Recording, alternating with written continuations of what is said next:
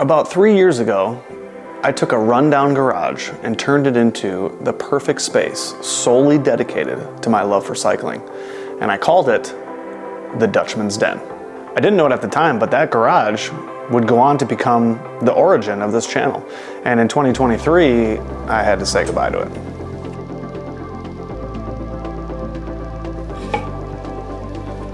But that was okay, because we were moving to a better place. A place where the beer flows like wine and bike parts literally grow in the backyard. I'm talking about a little place called the County, where there's more room to build a bigger and better Dutchman's Den. One where we can fix all the shortcomings of the original version. And there's really only one problem. I am out of 2x4s again. And screws. I am not going back to the store again. Sarah!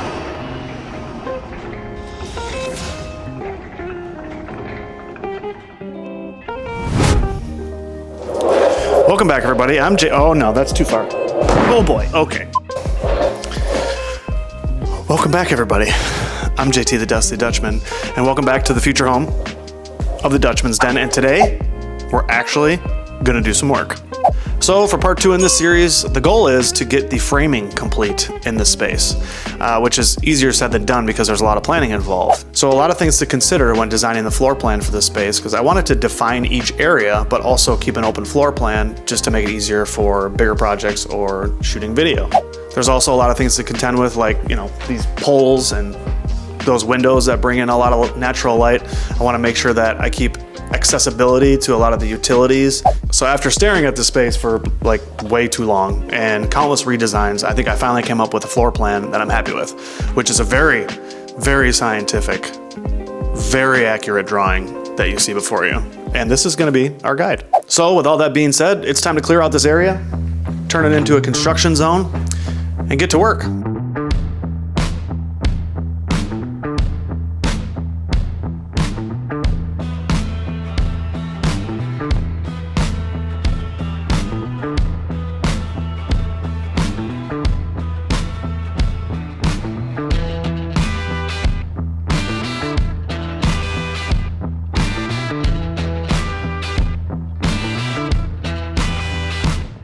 All right, well, we got a little bit of room to work now.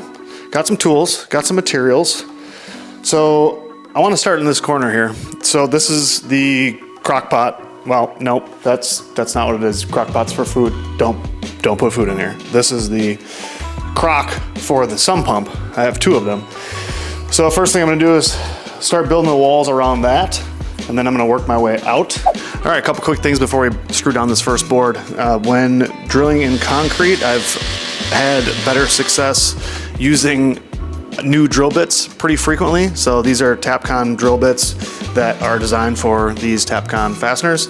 And then you also want to make sure that you drill deep enough, so I figure out how much of the thread needs to be in the concrete, and then I find a nail or something to be a gauge. So after I drill my hole, I'll drop my nail in there, and as long as my nail fits, I know my screw will fit. And then we're using pressure treated 2x4s where they're in contact with concrete, and then I'm also using this sill gasket underneath. So there's going to be 2 barriers basically against moisture. We'll have this one against the moisture of the concrete, and then the pressure treated wood will also resist moisture and water. So we should be pretty solid with that. So with that, let's do the first board.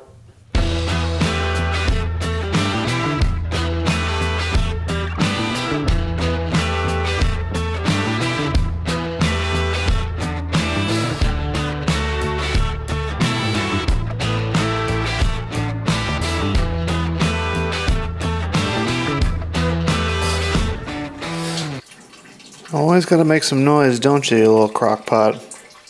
Quiet down. I'm trying to film here.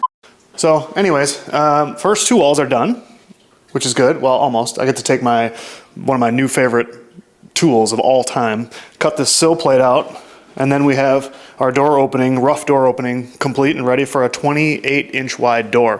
I don't want to make things difficult for myself in the future. That's why I tried to go with a pretty decent sized door, so I have some good accessibility to the sump pump, if I ever need to. Hopefully it's fine. You fine?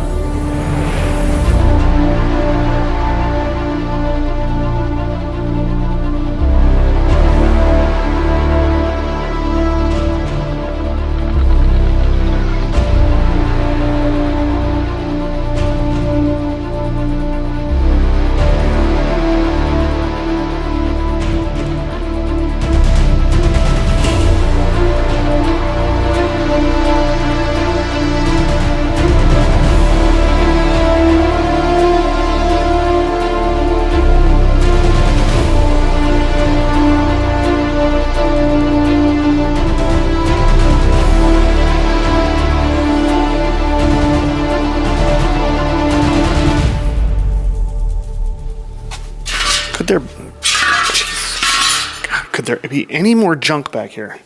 Okay, so let's talk about this next wall that, as you can see, is done. So the way I went about laying out this wall is maybe a little odd, I don't know, but it worked for me. So I knew that I had a lot of things to contest with here, a lot of obstacles, a bunch of utilities, and some things that I knew I wanted to work around. So what I ended up doing was laying out the wall on the ceiling closer to where all the obstacles were and all the interference. So then once I was happy with where the wall was laid out on the ceiling, I used the laser to then transfer that top plate to the bottom plate. Are these supposed to be good for your eyes or not? I mean, don't they use lasers to like fix people's eyes? I don't know. I'm not a doctor. Once I had the bottom plate, then I could lay out all the studs, figure out where the door was gonna go, and then just put them in one by one. As far as the storage area that we've created here, wanted to have a good sized door, so I framed it for a 30-inch door. So I have good access to the furnace area and all the utilities in here. I can get to all these cleanouts for all the plumbing. So I have a deeper section of storage here where I'll redo some bigger shelves for larger things. And then back here is a little skinnier, so I'll do some more shallow shelving and maybe break down my bike parts into smaller bins so that they can be organized a little bit better and I can have a better sense of what I have in stock at any given time. All right, on to the next wall, which I'll be honest, I didn't film at all because I figure you guys are kind of, getting the gist of it by now. But this is an important one because this one separates the main area of the basement from the den. And as you can see, there's a pretty large opening here. This is designed for a 42-inch sliding barn door, which will slide probably that way. And I'm sure you're already wondering. And the answer is yes, this is wide enough to ride a bike through. Now, unfortunately, we're only left with one wall, and that's the big dog here. And you might be wondering, did I get all this done in one day? Or am I just wearing the same clothes every single day that I work down here? And to answer those questions, I'd say no and yes.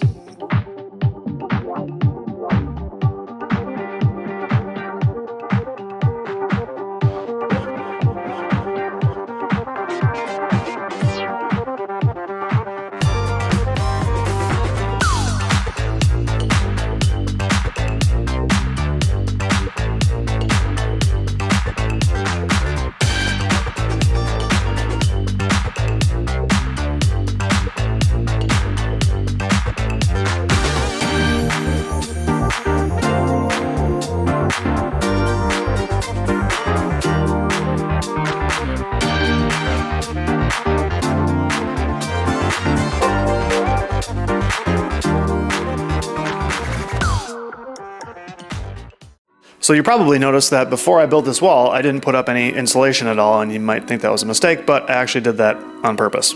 Let's not forget, this is a basement, and my number one concern in any basement is water. So with that in mind, when I designed this whole basement, not just this side, I'm only covering 2 small sections of cinder block walls with a new wall so that the other 90% of the walls can be inspected from time to time. So to me, it didn't make a lot of sense to only insulate a very small portion of this basement when, number one, it really doesn't get cold down here. The walls are just not that cold. And also, I put an air gap in between the cinder block wall and the new wall. And there's also gonna be a couple layers of wood here, which that's gonna give me some insulation properties anyway, so I felt like it's kind of a wash and wasn't worth the time and effort to add more insulation. So now that all the walls are up and you can kind of get a better feel for the space, let's go through and I'll show you where all the major components are gonna go. So starting with this main wall area that we just talked about, this will be the bike display / showroom. I think we'll do something similar to the last Dutchman's Den. We'll do some kind of a cool multicolored planking and then 6 bikes, 2 rows of 3 with some spotlights on it, and then probably some kind of a cool grid lighting system on the top, and probably like a carpet tile or something down on the ground.